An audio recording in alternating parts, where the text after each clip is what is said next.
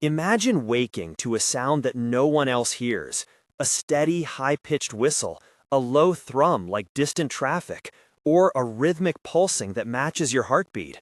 It follows you into meetings, it steals sleep at night, and after weeks or months, it begins to color everything: your mood, your work, your relationships. That experience has a name: tinnitus. And here's the shocking truth most people, and even some clinicians, don't realize. In a surprisingly large number of cases, the thing making that sound worse is something potentially reversible, but it often goes unrecognized unless you know what to look for. Tinnitus is not a disease, it's a symptom, the brain's perception of sound when there's no equivalent external noise. For most people, it's subjective tinnitus, meaning only the person affected can hear it. In rare situations, there's objective tinnitus, where a clinician can actually detect a sound coming from the ear or blood vessels. The distinction matters because objective or pulsatile tinnitus can point to treatable vascular or mechanical causes. But for the majority, tinnitus is a personal and sometimes persistent signal that something in the ear, the auditory system, or broader physiology has changed. If you want more evidence-based health explainers like this, hit subscribe now.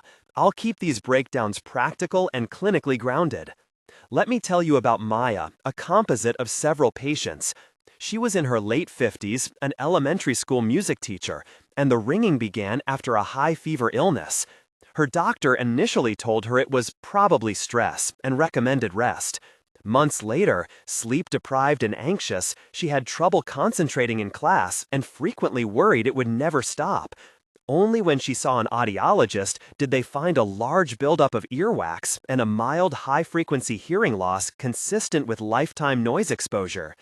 After safe ear cleaning, a medication review revealed she'd been using an over-the-counter pain reliever nightly that can aggravate tinnitus in some people.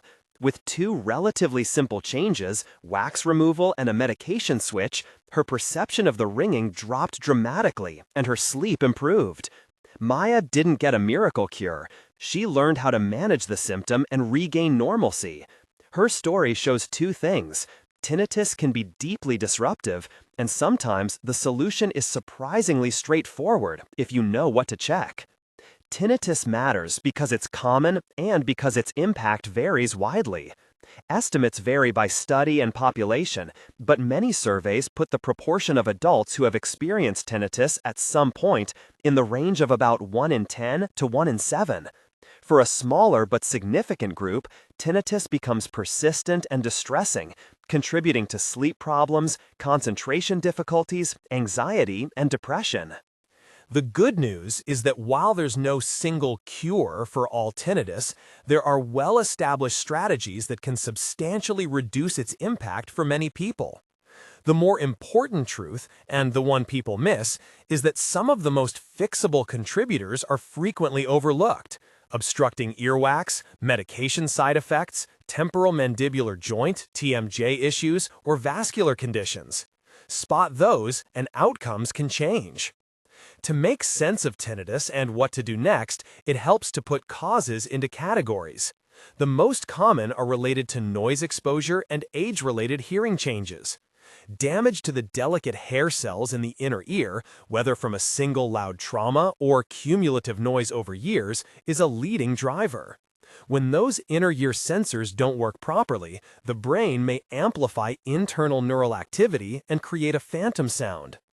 Beyond that, there are reversible, treatable contributors that deserve early attention. Cerumen impaction, earwax blocking the ear canal, is a surprisingly common, obvious, and fixable cause that many people and clinicians overlook. Certain medications are associated with or can worsen tinnitus. Examples include some antibiotics, some chemotherapy agents, high doses of aspirin and non-steroidal anti-inflammatory drugs in susceptible individuals, and some diuretics. I'll be clear, medications don't cause tinnitus in everyone who takes them, and often the relationship is dose or susceptibility related, but they are a regular, modifiable factor that should be reviewed. Other non-ear causes include conditions of the head and neck. TMJ dysfunction, the jaw joint, can produce tinnitus or make it worse through muscular tension and referred signals to the ear. Cervical spine problems and muscle spasm can have a similar effect. Vascular causes can create rhythmic or pulsatile tinnitus, a whooshing or thumping that coincides with the heartbeat. In rare cases, that pulsatile sound can indicate a vascular abnormality that requires imaging and targeted treatment. Finally, psychological and somatic factors, stress, anxiety, and hypervigilance, powerfully influence how loud and intrusive tinnitus feels. They don't create the sound out of thin air in every case, but they amplify perception and suffering, and they are essential targets in any rational management plan. When you or a loved one notices tinnitus, the diagnostic path starts simply but systematically. First comes a careful history. Your clinician will want to know when the sound started, whether it's in one ear or both, whether it's constant or intermittent, whether it pulses with your heartbeat, and whether you noticed it after a particular exposure, loud noise, a new medication, an ear infection, or head trauma. They'll ask about hearing changes, fullness in the ear, dizziness, jaw pain, neck problems, and sleep disturbance. A medication list is critical. Prescription drugs, over-the-counter pain relievers, supplements, and even topical eardrops can matter. Next is an ear exam. Otoscopy, looking into the ear, is often the first concrete step. An obstructing wax plug is visible and removable in the clinic, and relief can be immediate. Tympanometry may be used to assess middle ear mobility. An audiogram performed by an audiologist maps pure tone hearing thresholds, often revealing high-frequency loss that correlates with tinnitus. Speech and noise testing or extended high-frequency audiometry can provide additional insight when standard testing is normal but symptoms persist. In cases where the tinnitus is pulsatile, unilateral, rapidly progressive, or associated with neurologic signs, facial weakness, imbalance, focal headaches, imaging may be indicated. MRI with attention to the internal auditory canals, or MRA for vascular assessment, are tools to look for structural or vascular causes. If TMJ or cervical issues are suspected, dental or physical therapy evaluation becomes part of the pathway. There are some red flags you should know about that require prompt attention. Sudden, unexplained hearing loss, arriving over hours or days, is an emergency. If you wake up with a loss of hearing in one ear, or if your tinnitus appears with sudden hearing deterioration, seek urgent evaluation. Timely steroid therapy can alter the outcome in some cases. Unilateral, one-sided tinnitus that persists, especially with asymmetrical hearing loss, should prompt imaging to rule out retrocochlear pathology. Pulsatile tinnitus, when you hear a rhythmic whoosh in time with your pulse, can sometimes reflect vascular lesions or high flow states and typically warrants expedited evaluation. Any concurrent neurologic symptoms, numbness, weakness, visual changes, severe dizziness, are reasons to move quickly. The treatment approach follows a ladder. Immediately address reversible and urgent causes, then apply evidence-based therapies to reduce perceived loudness and distress, and finally consider targeted medical or surgical options when a specific underlying cause is identified. At the base of the ladder are simple interventions with outsized effects for some people. Earwax removal, when indicated, is often the quickest win. In many clinics, a blocked canal is cleared safely, and patients report a noticeable reduction in tinnitus immediately afterward. That makes it one of the first things to check. Medication review is another early step. If a prescribed or over-the-counter drug is a plausible contributor, discuss alternatives with the prescriber before making changes. Never stop a medication suddenly without medical guidance, but a thoughtful substitution or dosage adjustment, when appropriate, can help. If middle ear disease or infection is present, treating the infection or correcting fluid buildup can reduce tinnitus. For pulsatile or objective tinnitus, identifying vascular causes may lead to targeted interventions that change the sound or eliminate it entirely in rare but treatable cases. However, these scenarios are the exception. Most tinnitus management focuses on symptom control and improving quality of life. Sound-based strategies occupy a large and practical part of contemporary tinnitus care. The logic is twofold: temporary masking to make the sound less intrusive, and long-term sound enrichment to promote habituation, the brain learning to ignore the tinnitus. Simple measures include using a fan or white noise machine at night to reduce contrast between silence and the tinnitus, smartphone apps that provide soothing soundscapes, or bedside sound generators.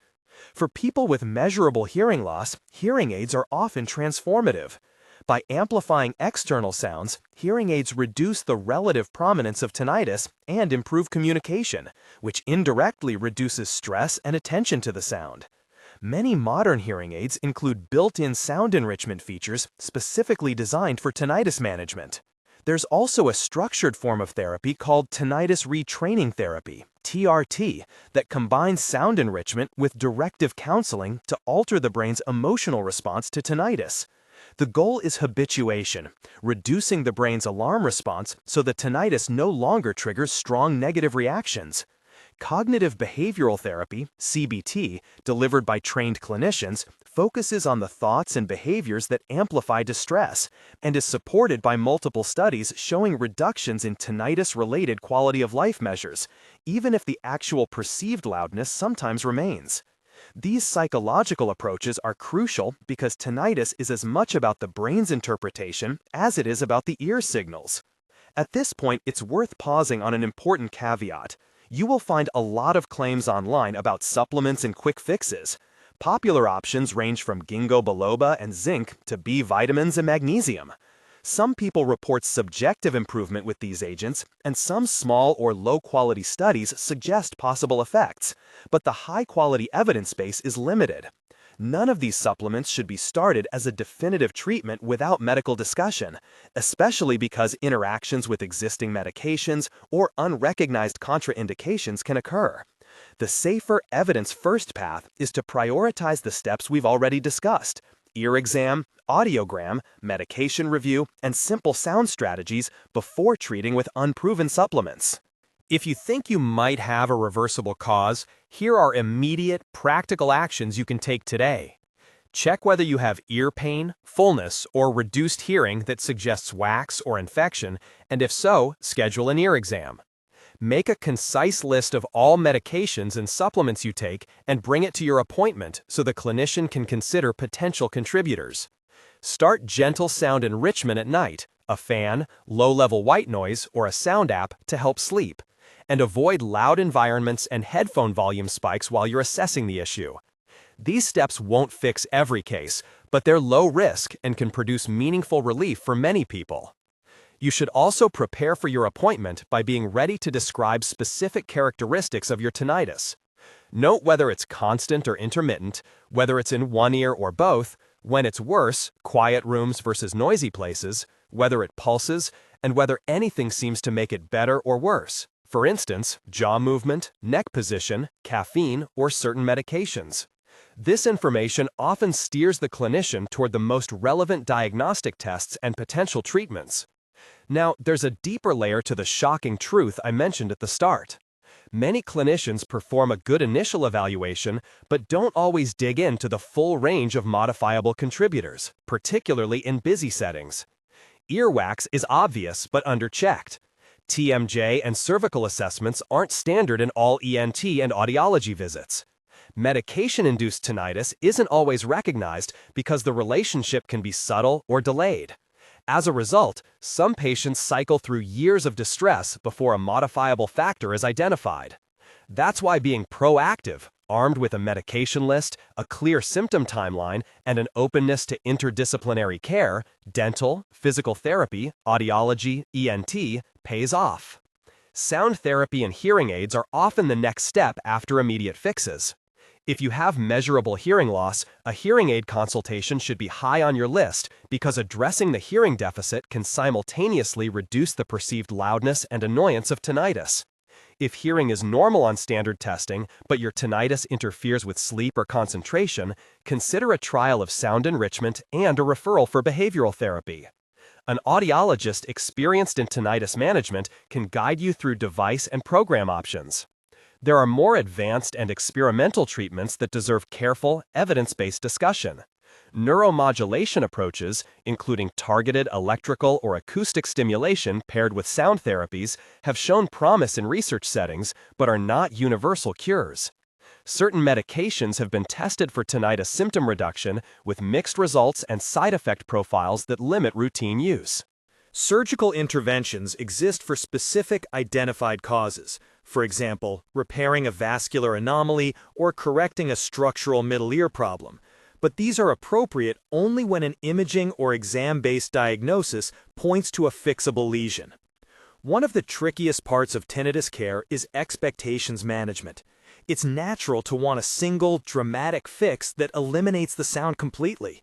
For some people, removing a clear cause, e.g. wax removal, fixing a middle ear problem, treating a vascular lesion, does lead to substantial improvement or resolution. For many others, the most realistic and meaningful outcomes are reduced distress, improved sleep, and restored function through a combination of sound-based strategies, hearing optimization, and psychological coping techniques. That doesn't make the experience any less real, but it reframes the goal from erasing all sound to regaining control over life and attention. Before we go deeper into therapies like CBT, tinnitus retraining therapy, the evidence behind hearing aids, and a careful review of supplements and their research, it helps to understand a few scientific concepts that underlie why these interventions work. Tinnitus is often maintained by a loop of increased attention and emotional reaction. The brain detects an unusual signal from the auditory system, assigns threat value to it, and then amplifies attention. That amplification makes the sound seem louder and more intrusive, which further increases stress, which in turn heightens auditory focus. Breaking that loop requires either changing the input through sound enrichment or hearing restoration, or changing the brain's response through counseling, CBT, and mindfulness strategies. Both paths are valid, and combined approaches generally work best for persistent, bothersome tinnitus. There are also neurophysiological theories that explain why tinnitus frequently associates with hearing loss, even when the hearing loss is subtle or limited to high frequencies.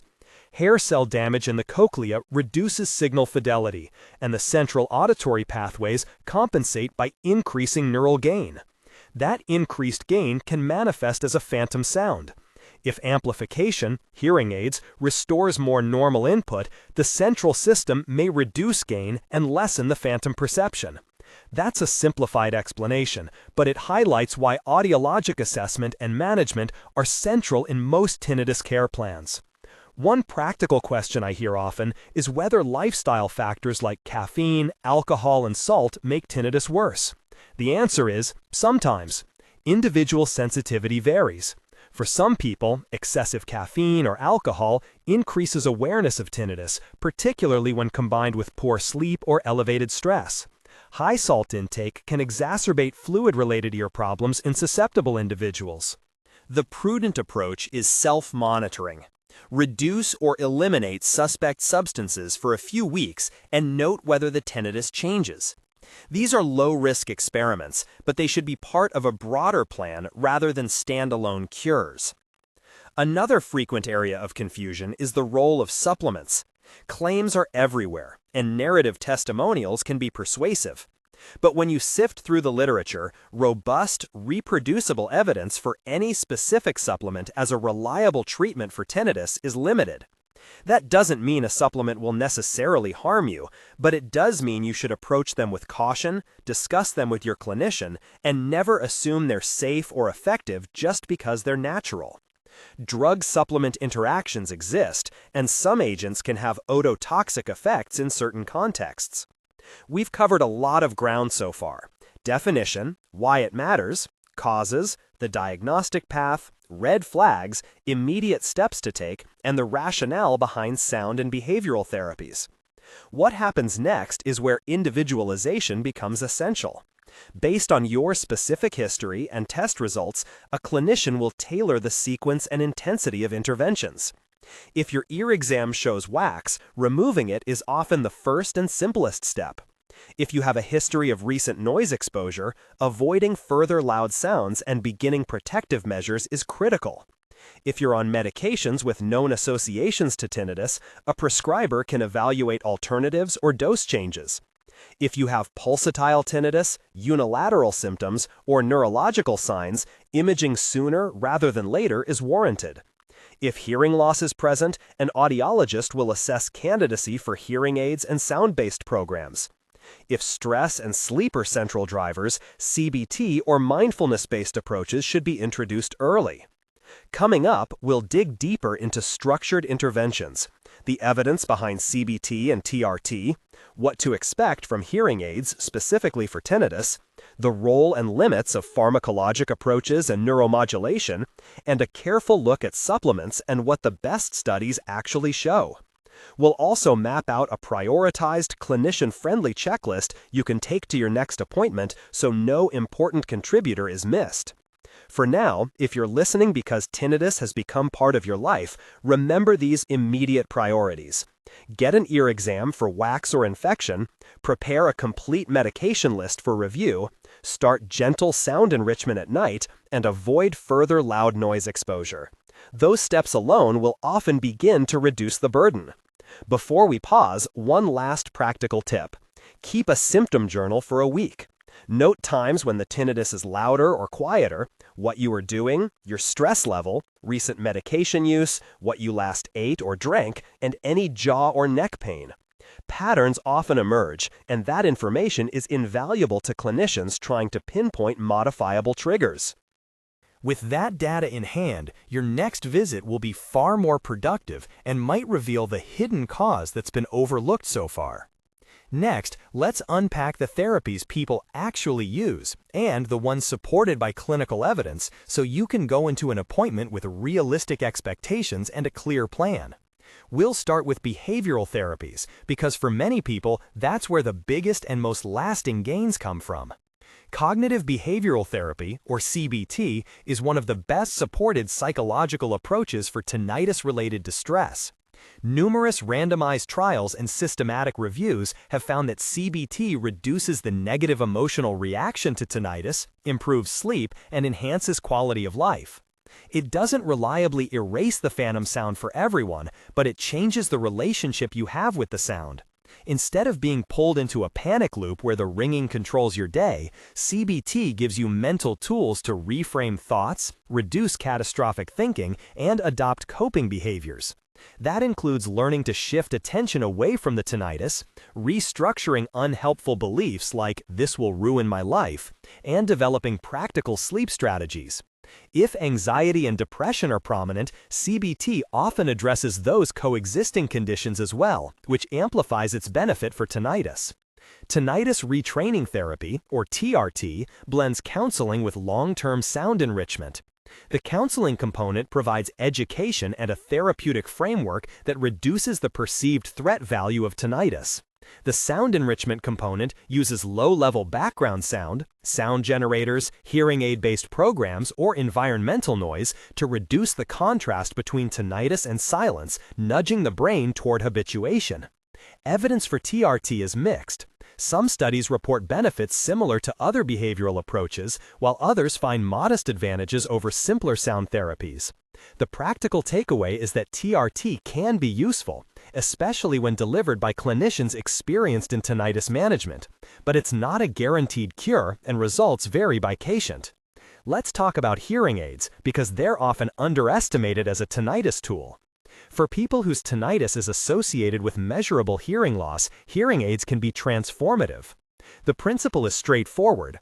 By amplifying external sounds, speech, environmental noise, ambient room sounds, the hearing aid reduces the relative prominence of the internal tinnitus signal. That can lower distress and improve communication, which in turn reduces social isolation and stress, both of which worsen tinnitus. Modern hearing aids offer dedicated tinnitus masking or sound enrichment programs customizable to the patient's preference. A careful fitting, with programming that addresses both audibility and comfort, is essential. An off-the-shelf amplification solution rarely achieves the same effect as a tailored device fitted by an audiologist.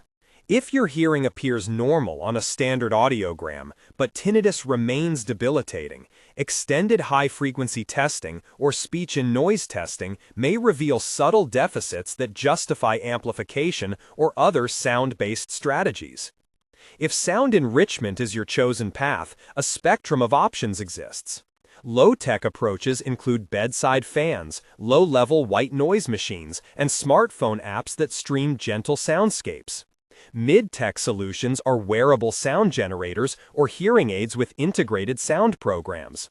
For many people, a combination of approaches, bedtime sound to aid sleep, a portable device for daytime coping, and counseling to change emotional responses, works best. Importantly, sound should be used at comfortable, non-distracting levels. Louder is not better. The goal is gradual desensitization and reduced attention, not additional auditory overload. What about medications and medical devices? At present, no medication has been universally approved as a specific cure for subjective tinnitus. Some drugs have been studied for symptom reduction or for treating specific subtypes, and in selected cases, clinicians may trial pharmacologic agents to reduce severe distress, comorbid anxiety, or insomnia. For instance, short courses of antidepressants or sleep aids may be appropriate when those conditions are prominent. Experimental pharmacologic approaches aim to modify neural hyperactivity or maladaptive plasticity in the auditory pathways, but findings are mixed and side effects limit broad use. Neuromodulation techniques, using controlled electrical or magnetic stimulation of auditory pathways, are an active area of research. Certain combined sound plus stimulation protocols have shown promise in early trials, but they remain experimental for most patients and are not guaranteed to work. If you encounter clinics offering invasive neuromodulation or off-label device-based treatments, ask about peer-reviewed publications, enrollment in registered trials, and risk-benefit profiles before proceeding. There are, however, clear medical and surgical indications in a minority of patients. Objective or pulsatile tinnitus that correlates with vascular anomalies, arteriovenous malformations, or high-flow lesions may be treatable surgically or via endovascular procedures. Middle ear myoclonus, an involuntary contraction of a muscle in the middle ear, can sometimes be diagnosed and corrected. Tumors of the cerebellopontine angle are rare but serious causes of unilateral tinnitus with asymmetric hearing loss, and they require imaging and neurosurgical or ENT management. For these specific, anatomically identifiable causes, targeted interventions can resolve or markedly improve tinnitus. The key is appropriate diagnostic imaging and specialist referral when red flags are present. Temporomandibular joint dysfunction deserves its own paragraph because it's often missed. The jaw joint sits incredibly close to the ear, and dysfunction can refer pain, tension, or altered sensory input to the auditory system, producing or worsening tinnitus. Many patients find that dental splints, bite correction, jaw physical therapy, or targeted dental interventions reduce their tinnitus. If you notice jaw pain, clicking, or if jaw position changes the sound of your tinnitus, mention it explicitly to your clinician. A dental or orofacial pain specialist may need to be part of your care team. Neck and musculoskeletal factors are another underappreciated area. Cervical spine dysfunction, postural problems, or hypertensive muscular spasm in the neck can change proprioceptive input and influence tinnitus perception. Physical therapy, posture correction, manual therapy, and targeted exercises sometimes provide meaningful benefit in this subgroup. That's why a multidisciplinary approach, ENT, audiology, physical therapy, dentistry, often yields better outcomes than a single discipline visit. We need to be clear about supplements. The internet is full of headlines claiming miracle cures: B vitamins, zinc, ginkgo biloba, magnesium, melatonin, and more. What does the evidence say? The short answer? Some small studies and anecdotal reports suggest benefit for a subset of patients, but high-quality, reproducible evidence is limited for most agents. Ginkgo biloba has been widely studied, and systematic reviews have found inconsistent results. Some trials suggest modest benefit, while others do not. Zinc may help in zinc-deficient individuals, but routine supplementation without documented deficiency is not supported. Vitamin B12 supplementation has plausible mechanisms in B12-deficient persons, but blanket recommendations are unwarranted. Melatonin has modest evidence for improving sleep in people with tinnitus and can aid nighttime coping, but it's not a panacea for the tinnitus itself. Importantly, supplements are not risk-free. They can interact with prescribed medications, carry side effects, and sometimes exacerbate symptoms. For example, high doses of certain minerals can be harmful, and herbal supplements can affect blood clotting or blood pressure. Always discuss supplements with your primary care clinician or audiologist before starting them, and avoid high-dose regimens promoted online without medical oversight. Another practical area is sleep hygiene and circadian management. Tinnitus often feels worse at night because environmental sounds fall away and internal sound fills the silence. Improving sleep can dramatically reduce the perceived intrusiveness of tinnitus. That means consistent sleep-wake times, avoiding screens and stimulating activities before bed, low-level sound enrichment during sleep, reducing evening caffeine and alcohol, and addressing sleep disorders such as sleep apnea. If insomnia is prominent, behavioral approaches such as CBT for insomnia or short-term sleep medications under clinician supervision may be appropriate. Exercise and general health also influence tinnitus. Regular aerobic exercise improves cardiovascular health and cerebral blood flow, reduces anxiety, and supports better sleep, factors that indirectly reduce tinnitus impact. Managing blood pressure, controlling blood sugar, and optimizing cardiovascular risk factors are sensible for overall ear and brain health. Smoking cessation is advisable. Tobacco is associated with microvascular changes that could affect the inner ear. Let's discuss assessment and monitoring tools you can use between visits. Tinnitus questionnaires, for example validated measures of tinnitus handicap or distress, help clinicians quantify severity and track changes over time.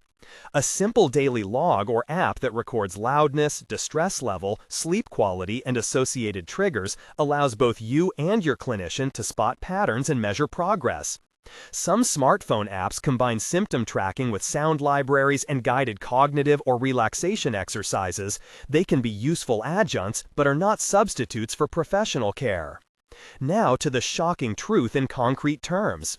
The headline truth here is twofold and worth repeating. First, in a substantial portion of patients, the most impactful contributors to tinnitus are reversible or significantly modifiable. Things like earwax impaction, medication effects, TMJ dysfunction, middle ear problems, or an overlooked vascular issue. Second, these contributors are frequently missed during routine care because the initial evaluation may focus narrowly on hearing tests without a full review of medications, jaw and neck function, or a careful inspection for wax. The result is that people spend months or years cycling through ineffective, sometimes costly interventions while a simple, low-risk fix sits unnoticed. That's the part that's shocking, the combination of prevalence and under-recognition. So what should you do next? Here's a prioritized clinician-friendly checklist to take to your appointment. 3 practical actions you can do today, followed by the next steps your clinician will likely take. First, do these 3 things now. Make a detailed medication and supplement list and include dose and timing. Note the exact qualities of your tinnitus, one-sided or both, pulsatile or constant, high-pitched like a whistle or low and rumbling, worse at night or with jaw movement. And start a low-level sound source at night, fan, quiet white noise app, or distant radio on low to reduce contrast and protect sleep. These are low-cost, low-risk steps that often provide immediate relief. Second, expect these initial clinical steps. An ear exam focused on cerumen, otoscopy to look for middle ear disease, an audiogram including extended high-frequency or speech and noise testing if indicated, and a thorough medication review. If the tinnitus is pulsatile, unilateral, or associated with neurological signs, your clinician should discuss imaging such as MRI or vascular studies. If TMJ or cervical issues are suspected, referrals to dental specialists or physical therapy should be on the table. Third, plan for a combined management strategy tailored to your results. If wax or infection is found, removal or treatment comes first. If a medication is a possible culprit, your prescriber should evaluate alternatives and counsel you about risks of changing therapy. If hearing loss is identified, a hearing aid trial may be recommended. If distress, anxiety, or sleep problems are prominent, pursue CBT, tinnitus counseling, or sleep-focused interventions alongside sound therapy. Let me give you an example that illustrates why this checklist matters. Consider David, a retired construction worker who developed a low, constant buzzing in his right ear. He assumed it was just noise from a lifetime on loud job sites. He tried earbuds with masking noise and a range of over-the-counter herbal blends with little benefit. After a careful history and exam, his audiologist found a moderate high-frequency hearing loss and recommended a hearing aid trial. But crucially, the medication review revealed he'd been taking a high-dose loop diuretic for blood pressure, an agent known to affect inner ear function in some people. With his cardiologist's guidance, his diuretic was adjusted and he was fitted with a hearing aid program tailored for tinnitus. Over several months, he reported a meaningful reduction in annoyance and better sleep. He still heard the sound, but it occupied far less of his attention and his daily functioning returned. That story brings us to managing expectations realistically. Some patients, those with an identifiable, treatable cause, do get dramatic improvement. Others achieve significant gains in quality of life, better sleep, less anxiety, improved concentration, and restored social engagement, even if the tinnitus persists at some level. A successful outcome is often judged by how much the sound controls your life, not whether it's completely absent. Supportive strategies you can adopt daily include relaxation training and mindfulness practices that reduce limbic system reactivity, progressive muscle relaxation to ease neck and jaw tension, and paced breathing to lower sympathetic arousal. Mindfulness-based stress reduction programs and acceptance-based therapies teach skills for noticing the tinnitus without getting swept into a reactive loop. These practices change your internal relationship with tinnitus and complement sound and medical interventions. Workplace and lifestyle adjustments matter too. Protect your ears in noisy environments, use high-quality hearing protection when needed, and regulate headphone volume, preferably keeping it well below 60% of maximum and taking regular breaks. If your job involves frequent loud exposure, a hearing conservation plan and baseline audiometry are essential. Social support is also critical. Talk about tinnitus with trusted friends or family, and consider support groups, online or in person, where you can learn coping tips and feel less isolated. Return now to supplements briefly with a pragmatic lens. If you're considering a supplement, ask your clinician, is there documented deficiency that supplementation would correct? Could the supplement interact with my medications or medical conditions? Are you hoping for an improvement in sleep, distress, or tinnitus loudness? For sleep problems, melatonin may help short-term. For documented B12 deficiency, replacement is reasonable. For most other supplements, treat expectations cautiously and monitor symptoms closely. We should also address a particular high-risk area: unregulated or unproven device clinics that promise quick cures. If a clinic markets a one-size-fits-all invasive procedure or an expensive device with no peer-reviewed evidence, approach with skepticism. Look for registered clinical trials, reproducible data, and transparent reporting of both benefits and harms. If something sounds too good to be true, it often is. Let's pause to emphasize a red flag summary so you know it demands immediate attention.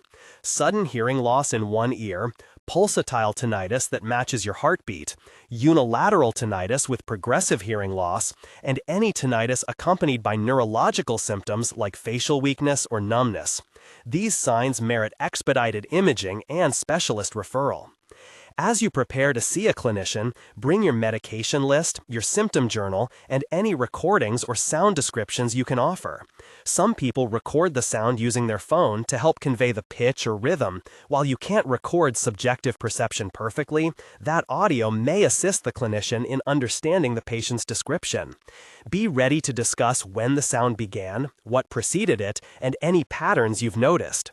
Now, here's a practical, prioritized action plan you can use today and bring on to the clinic.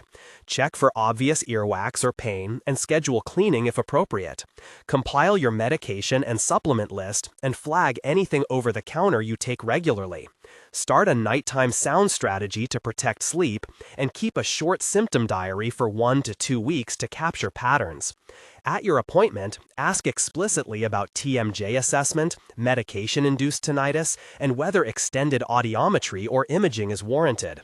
If your provider dismisses your concerns without a full review, ask for a second opinion, because a thorough, multidisciplinary approach often produces the best results. I want to close with a clear restatement of the most important truths. Tinnitus is not a single disease, but a symptom with many potential causes. For many people, reversible or modifiable factors play a significant role. Sound-based therapies and behavioral interventions are the backbone of modern management, and they reliably improve function and quality of life for many patients. Supplements and experimental treatments may help a subset, but are not proven universal cures and require careful discussion with clinicians. Finally, be persistent and proactive. Document your symptoms, bring a complete medication list to appointments, and insist on a thoughtful, stepwise workup that examines the full range of possible contributors, from earwax and medications to TMJ and vascular causes. If your tinnitus is weighing on you, you are not out of options. Start with the simple steps: ear check, medication review, sound enrichment, and a referral to an audiologist or ENT who will take a systematic approach. Combine that with behavioral strategies, protect your ears going forward, and seek interdisciplinary care when needed. Many people regain a sense of control and meaningful relief even when complete elimination of the sound isn't possible. Before we finish, here are 3 specific things I want you to do right now.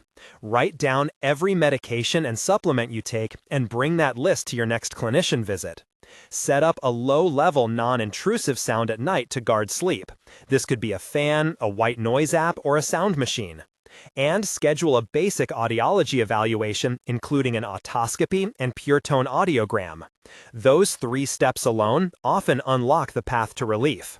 If this video helped you, tell us in the comments when your tinnitus started and which of these steps you'll try first. If you know someone who's been silently struggling with constant ringing, share this video so they can learn what to ask for at their appointment. Above all, consult your audiologist or physician before changing medications or starting new supplements. You don't have to accept tinnitus as an unchangeable fate.